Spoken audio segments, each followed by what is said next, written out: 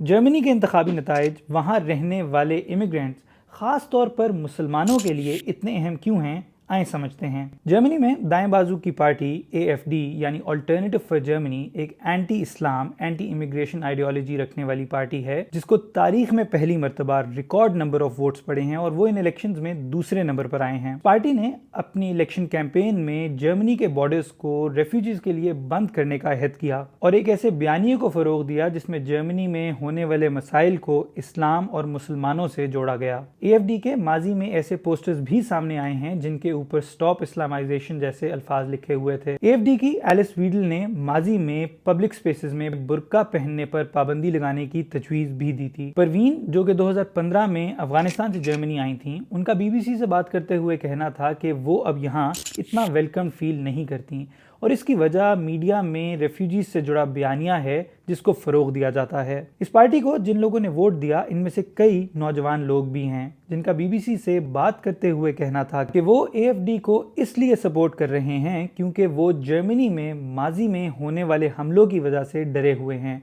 जिनके पीछे asylum seekers या तारकीन वतन का हाथ था। किसी फार राइट पार्टी का अब यूरोप में जीतना कोई अनोखी बात नहीं। यूरोप भर में इटली, स्वीडन, फिनलैंड, हंगरी जैसे कई ऐसे ममालिक हैं जहां दाएं बाजू की हुकूमत है।